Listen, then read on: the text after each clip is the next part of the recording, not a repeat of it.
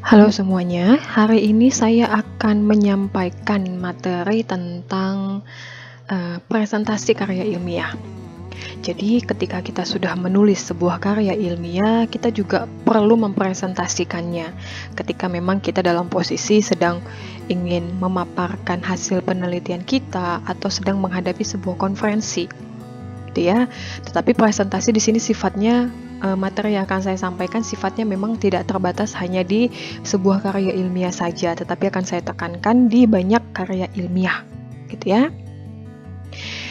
Pertama yang harus kita ketahui adalah kenapa sih kita harus menguasai teknik-teknik presentasi, gitu ya. Kenapa kita harus menguasainya?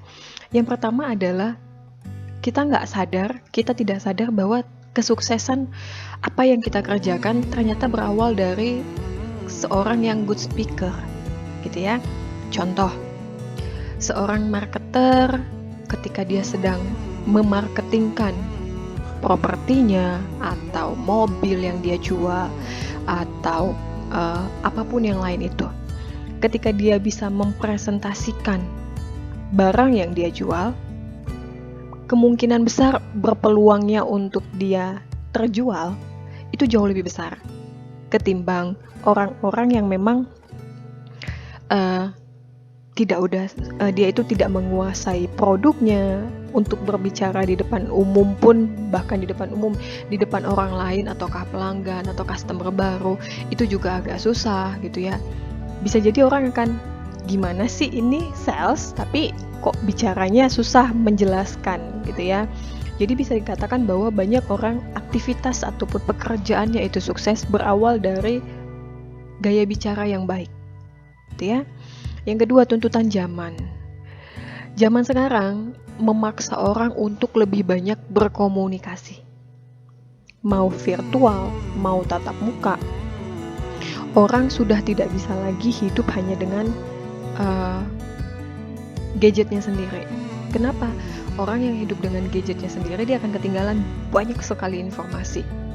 Itu ya, lingkungan sekitar, mungkin dia bisa lihat dari gadgetnya, tetapi dia tidak akan bisa mendapatkan rekan kerja yang klop ketika hanya dengan sebuah gadget.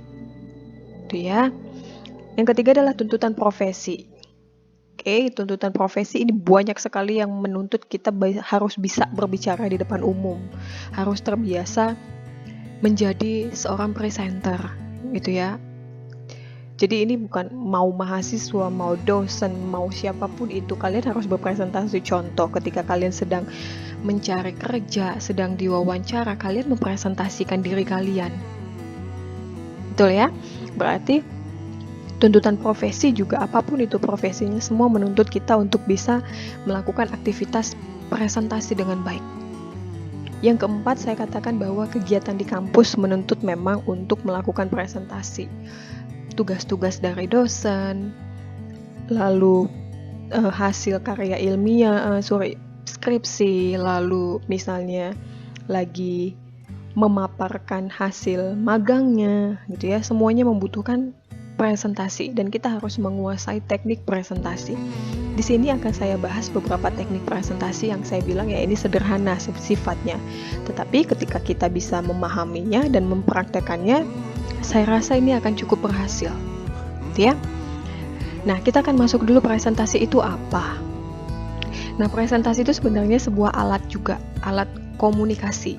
Ya, jadi presentasi itu alat kita untuk mengkomunikasikan atau memperagakan sesuatu, baik itu kuliah, ceramah, laporan, dan lainnya.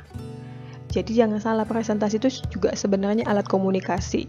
Tidak hanya dari kata-kata saja, tetapi presentasi pun termasuk sebagai alat komunikasi yang hidup. Ada mitos yang mengatakan bahwa kemampuan berbicara di depan umum itu muncul karena bakat. Tetapi faktanya, kemampuan berbicara itu berkembang dengan latihan dan praktek. Mungkin ada orang yang karena bakat, gitu ya. Tetapi ketika bakat itu tidak diasah, tidak dikembangkan, tidak dilatih lagi, ya lupa gitu. Jadi berdasarkan bakat saja hanya sekian persen gitu ya. Tetapi dengan latihan dan praktek pasti bisa. Nah, bagaimana presentasi? yang baik. Sekali lagi ingat bahwa ketika kita mempresentasikan sesuatu, artinya kita memaparkan sesuatu. Kalau kita mempresentasikan karya ilmiah, artinya kita memaparkan karya ilmiah kita. Kepada siapa? Kepada audiens. Audiens itu banyak, bisa jadi teman sejawat, bisa jadi teman-teman mahasiswa, bisa jadi teman-teman sesama kerja, gitu ya. Jadi apapun bentuknya, presentasi itu pasti akan ada audiens. Itulah mengapa kita butuh yang namanya teknik presentasi supaya apa? Supaya audiens kita itu tetap fokus dengan apa yang kita sampaikan. Jadi bisa kita bayangkan ketika kita melakukan presentasi, kita bicara di depan umum terbata-bata, kita tidak menguasai materi, akhirnya kita akan salah tingkah dan audiens yang membosankan presentasinya, gitu ya. Jadi ketika orang banyak bertanya di dalam presentasi kita, itu salah satu indikator yang menunjukkan bahwa presentasi kita hidup, gitu ya. Ketika orang tidak banyak yang mau bertanya, artinya there is something wrong, gitu ya. Kenapa kok orang dengan materi yang saya anggap ini menarik tidak ada yang mau bertanya? Berarti ada yang salah. Apakah dari gaya penyampaian kita, apakah dari template slide kita, apakah dari isi slide kita? Nah, oleh sebab itu saya memaparkan beberapa hal yang saya anggap ini poin penting yang perlu kita lakukan ketika kita sebelum presentasi, ketika presentasi, dan kesalahan-kesalahan yang sering muncul. Oke, sebelum presentasi apa yang harus kita siapkan? Yang pertama, materi yang menarik, gitu ya. Kalau memang materi kita anggap itu rumit, mungkin dianggap orang juga materi yang kita bahas itu banyak rumus kimianya kah, atau banyak bahasa-bahasa yang tidak semua orang mengerti kah. Kita harus bisa mempersiapkan bagaimana materi ini terlihat sederhana dan menarik bagi orang. Bahkan pandanglah bahwa yang menonton presentasi kita itu bukan hanya orang-orang yang mengetahui apa yang akan kita bawakan, tetapi juga mereka-mereka yang awam dengan apa yang kita bawakan, sehingga bagaimana kita berusaha membuat presentasi kita ketika orang awam melihat, mereka pun mengerti apa yang kita sampaikan. Oke ya, yang pertama sebelum melakukan presentasi, siapkan materi yang menarik. Yang kedua adalah setelah kita siapkan materinya, kita harus kuasai. Kita harus menguasai materi yang kita bawa. Jadi akan terlihat itulah namanya presentasi. Ada titik-titik yang kita anggap penting, yang tidak kita, misalnya kita menampilkan titik penting gitu, tetapi kita tidak membuat penjelasannya karena hanya kita yang mengetahui. Itu salah satu yang menunjukkan bahwa kita menguasai materinya. Contoh ya, saya katakan di sini siapkan materi yang menarik, tapi saya nggak akan jelaskan materi yang menarik harus seperti apa. Itu hanya dari pembicaraan saya saja.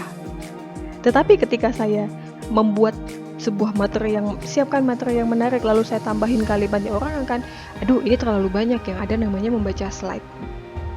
Oke, jadi kita juga harus menguasai materi yang kita tampilkan. Oleh sebab itu, memang butuh yang namanya persiapan ketika kita mau melakukan presentasi. Kalau bisa gitu ya, kalau misalnya ini bahan yang memang familiar dengan kita, bisa 1 hari sebelumnya. Tetapi kalau misalnya kita anggap ini bahan yang agak sulit gitu ya, siapkanlah jauh-jauh hari sebelumnya.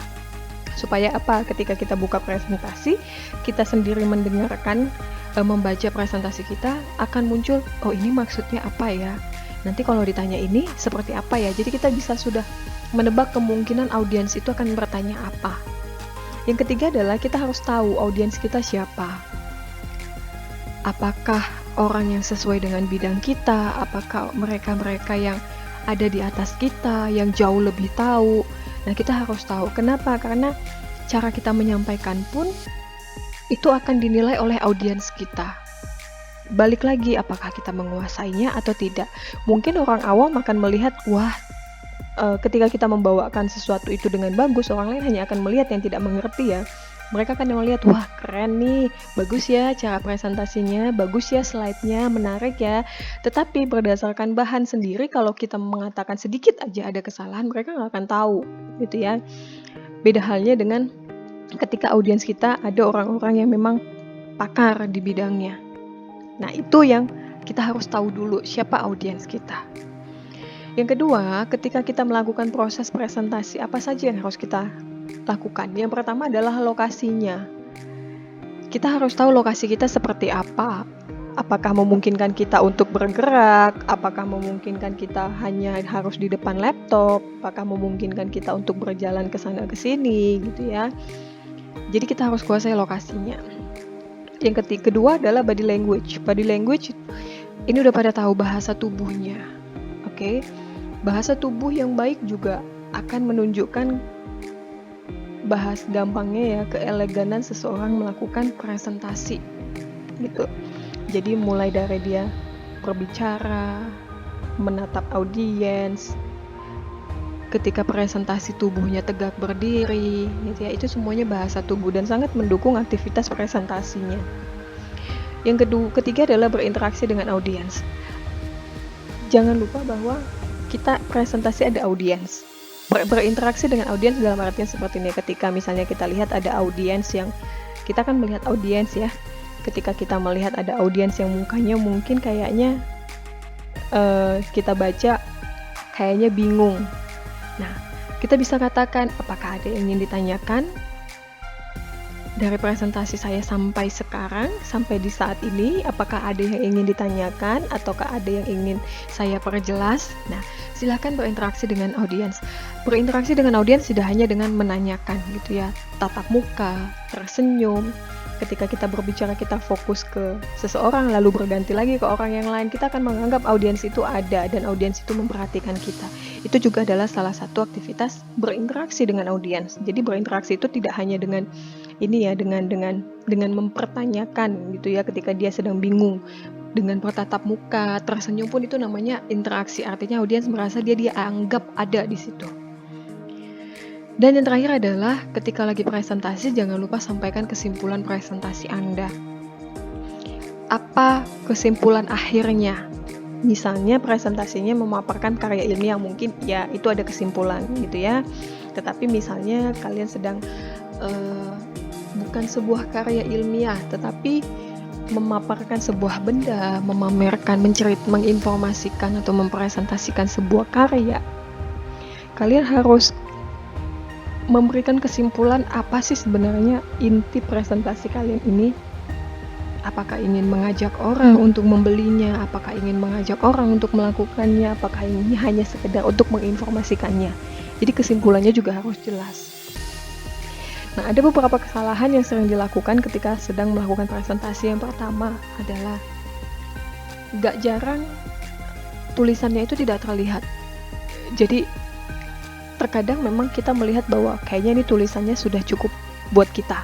Tetapi kita salah kalau memandang hanya kita yang melihat. Bayangkan orang lain dari jarak. Kita harus bisa memperkirakan. Itulah pentingnya kenapa kita menguasai lokasi. Oke, jadi menguasai lokasi ini bisa kita lakukan sebelum, bahkan setelah, bahkan ketika lagi proses. Sebelum, ini akan membantu untuk melihat tulisannya, gitu ya. Kita bisa memperkirakan lokasinya ini dari pusat tembak layarnya atau proyektornya berapa meter dengan audiens. Jadi kita bisa menebak tulisan yang pasti akan bisa terbaca. Yang kedua adalah terlalu banyak kalimat. Jadi orang daripada saya mendengarkan speakernya, lebih baik saya baca saja. Kalimatnya sudah ada, gitu ya. Jadi terlalu banyak kalimat juga akan membuat presentasi itu nggak hidup. Yang ketiga adalah terlalu banyak membaca teks. Itulah pentingnya kenapa kita harus menguasai materi yang dibawakan. Untuk apa? Tujuannya untuk menghindari ini. Jadi usahakan kita hanya menampilkan teks-teks yang memang powernya di situ. Jadi kita bisa mengurangi yang namanya membaca teks. Yang keempat adalah menampilkan visual yang memang tidak berhubungan dengan materi. Jadi ada gambar-gambar yang nggak ada hubungannya sama sekali, apalagi gambar itu terlihat mengganggu sekali. Ya, dan itu pun menjadi perhatian. Yang kelima adalah terlalu banyak animasi. Animasi bagus, tetapi terlalu banyak animasi juga ya membosankan. Misalnya nanti bagaimana presentasi muncul ada lagi yang ini, lalu muncul lagi yang lain gitu ya. Usahakan animasi diatur supaya tidak seramai mungkin. Jadi orang bisa fokus dengan apa yang Anda sampaikan, tidak terganggu dengan animasi kelap-kelip itu kah, atau mundur naik mundur turun naik gitu ya. Nah, itu juga diperhatikan. Dan yang terakhir adalah bersembunyi di balik presentasi. Artinya dengan tulisan yang banyak kita seakan-akan hanya sekedar membaca. Jadi kita terlihat ada orang yang di depan, tetapi tidak terlihat ada orang yang berpresentasi di depan, hanya orang yang membacakan apa yang disampaikannya. Ya. Nah, selanjutnya teknik yang harus dibahas yang pertama adalah untuk menguasai presentasi itu body language. Ya, saya sampaikan tadi sebelumnya sekilas bahwa body language itu adalah bahasa tubuh. Bahasa tubuh yang bagaimana? Bahasa tubuh yang sedang mengekspresikan mimik wajah. Karena pengekspresian wajah ini pun akan menjadi salah satu interaksi kita dengan audiens. Kita melihat audiens, kita menatap audiens akan melihat kita, dia akan merasa, oh orang itu sedang berbicara dengan saya. Kita sedang tersenyum dengan audiens juga akan merasa, dia tersenyum sama saya. Jadi dia ngerasa dianggap ada di situ. Selain body language dari pengekspresian wajah, gerakan juga termasuk body language. Ketika kita memaparkan sesuatu, tangan bergerak gitu ya. Tangan seperti memaparkan sesuatu, seperti sedang tahulah ya memperagakan tangan yang bergerak seperti apa. Pandangan wajah ya, lalu nada suara juga ada intonasinya, tidak datar begitu saja. Nah, makanya mulai dari sekarang berlatihlah untuk mengetahui cara pengaturan intonasi. Kalau misalnya kita melihat kalimat itu perlu ditekankan, ya maka nada suara kita perlu ditekankan, jangan datar aja.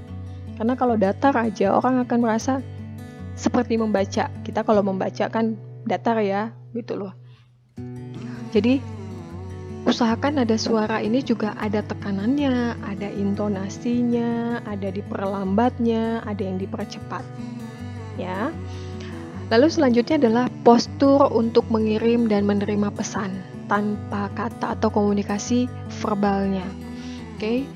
Postur untuk mengirim pesan artinya adalah kita menunjukkan sikap yang kita menyampaikan sesuatu, dan menerima pesan adalah sikap yang ingin mendengarkan apa yang menjadi bahan pertanyaan.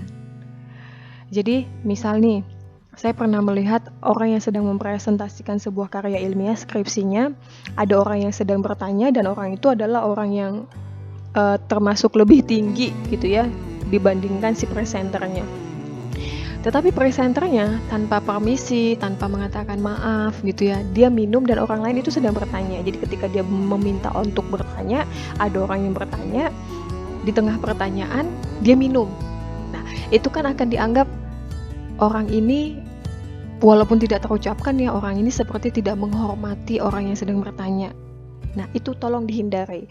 Jadi usahakanlah ketika kita mau melakukan presentasi, persiapkan terlebih dahulu dirinya, minum dulu, makan dulu, ke toilet dulu gitu ya, berpakaian yang rapi, sikap tubuh yang sempurna.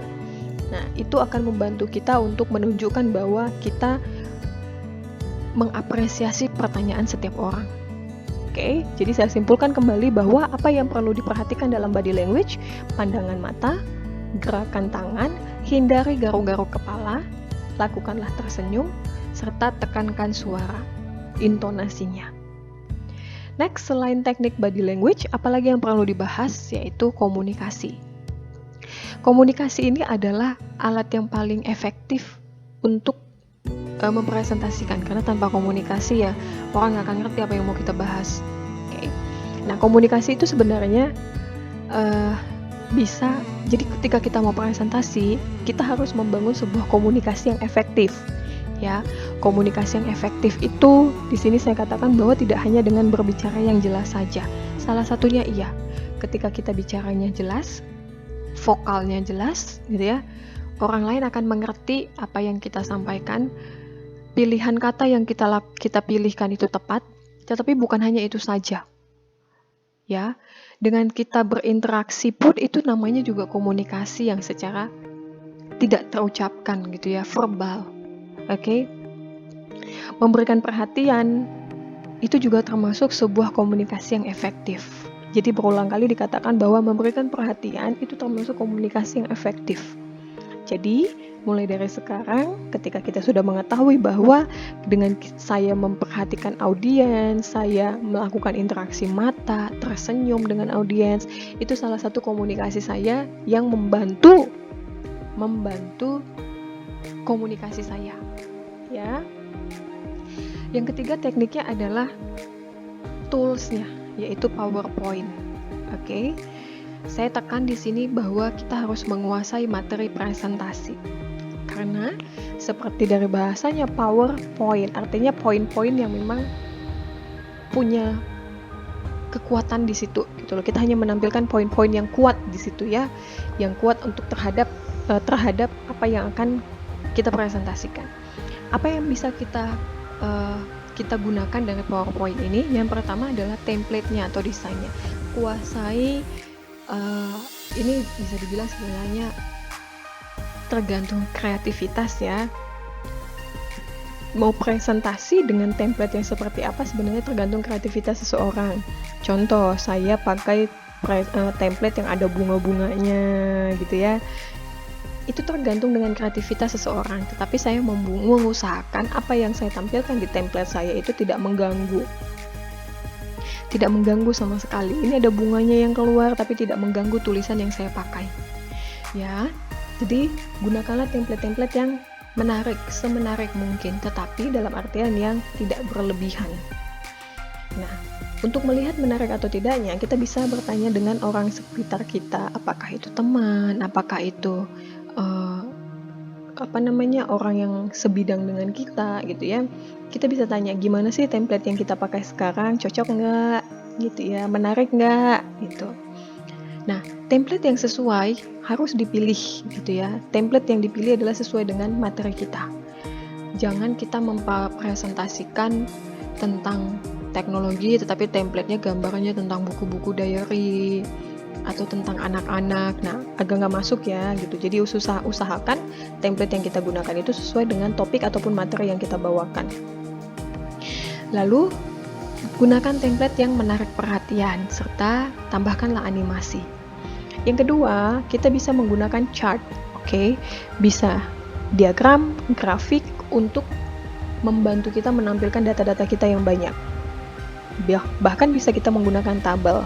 Ya, jadi kalau misalnya kita sudah menggunakan tabel, jangan bikin chart lagi dengan data yang sama, mubazir.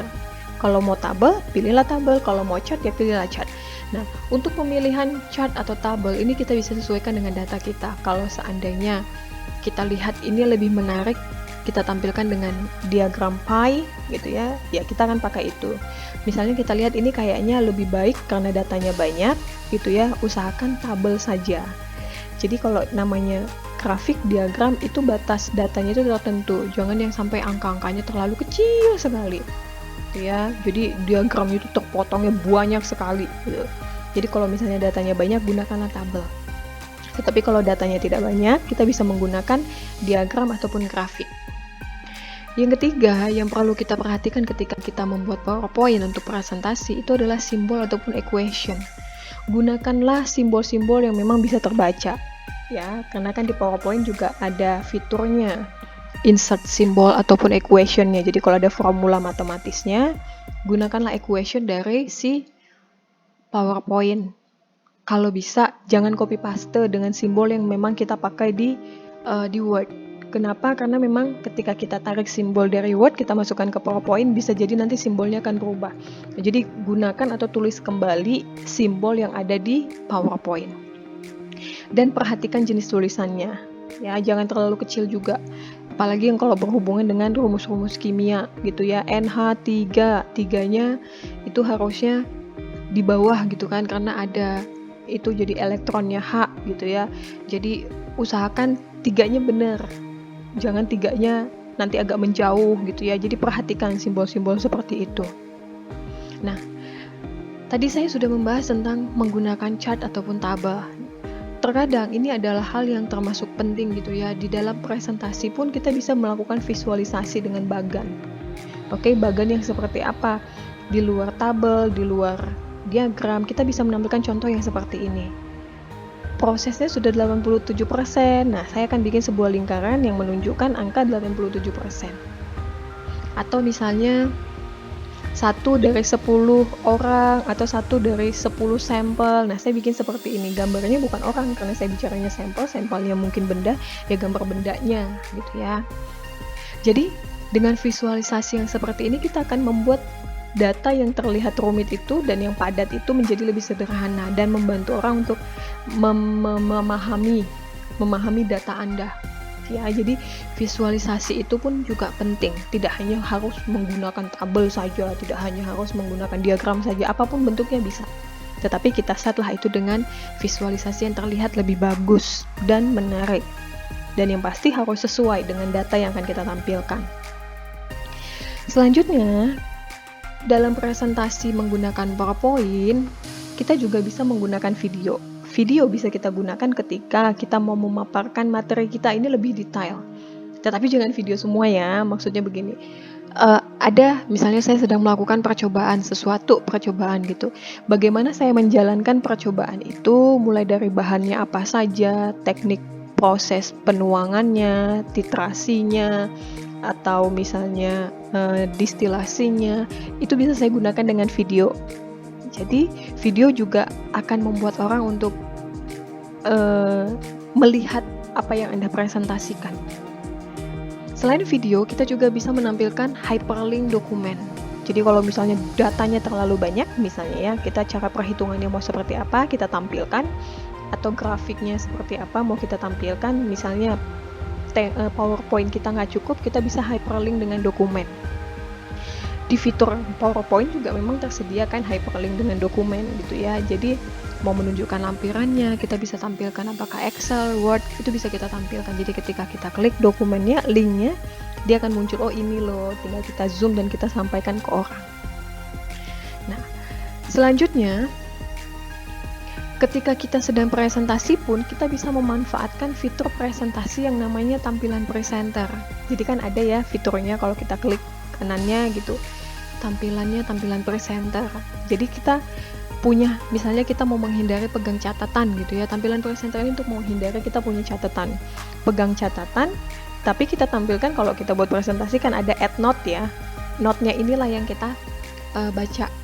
Tapi dengan fitur tampilannya jangan lupa tampilan presenter, jadi orang lain nggak akan bisa melihat apa yang kita baca. Tetapi ada beberapa poin yang saya katakan di sini. Yang pertama adalah walaupun kita menggunakan tampilan presenter, kita harus menghafalkan materi yang disampaikan. Tetap harus, karena kita nggak bisa selalu melihat PC ataupun laptop yang kita gunakan. Ya, poin yang kedua adalah catatan yang kita gunakan pada EndNotes yang di PowerPoint itu adalah hal-hal yang kita anggap sangat sulit untuk dihafal. Sehingga kalau kita tampilkan itu di EndNote-nya kita dengan tampilan fitur presenter, waktu kita membacanya, nah kita teringat dan kita bisa menjelaskannya dengan mudah. Yang ketiga, walaupun kita menggunakan tampilan presenter ini, jangan terlalu fokus juga. Ya, jangan terlalu fokus dan lihatlah audiens Anda. Sama seperti yang saya katakan tadi di poin 1, supaya orang lain juga merasa kita berinteraksi dengan mereka. Nah, kenapa sebenarnya kita perlu melampilkan tampilan presenter ini? Selain membantu ketiga poin ini tadi, ini akan membantu kita untuk melihat waktunya, melihat melihat naskah yang memang kita anggap tadi lupa atau bahkan kemungkinan besar ini akan lupa. Lalu kita akan bisa atur, kita bisa berapa slide lagi yang akan kita baca, berapa slide lagi yang akan kita sampaikan. Jadi kita bisa mengatur waktu kita, ya. Nah, yang terakhir dari aktivitas presentasi adalah libatkan audiens dengan tanya jawab. Ya. Di sini saya bagi ada 2. Yang pertama adalah aktivitas tanya jawab. Kalau misalnya dalam situasi itu presentasi yang karyanya sifatnya ilmiah, kita bisa lakukan di akhir setelah memaparkan hasil penelitian. Jadi seperti ini misalnya. Kesimpulan akhir dari penelitian saya adalah seperti ini. Selanjutnya saya membuka pertanyaan kepada audiens. Apakah ada yang ingin ditanyakan, ada sesuatu yang kurang jelas, akan saya jelaskan kembali, gitu ya. Tetapi ketika presentasi kita sifatnya ya tidak terlalu ilmiah gitu ya, sifatnya santai gitu. Nah, kita bisa menyela. Misalnya nih, kita lihat audiensnya tadi ada yang bingung, kita langsung tanya, belum selesai presentasi kita nih, kita bisa langsung tanya, kira-kira sampai di sini adakah yang ingin ditanyakan gitu ya, silahkan. Nah, hal yang penting ketika kita melibatkan audiens untuk bertanya jawab adalah siapkan juga catatannya. Ya, jadi akan menunjukkan sikap kita yang kita merespon audiens, kita berinteraksi dengan audiens dan kita mau mengerti apa yang mau audiens ingin ketahui. Gitu ya.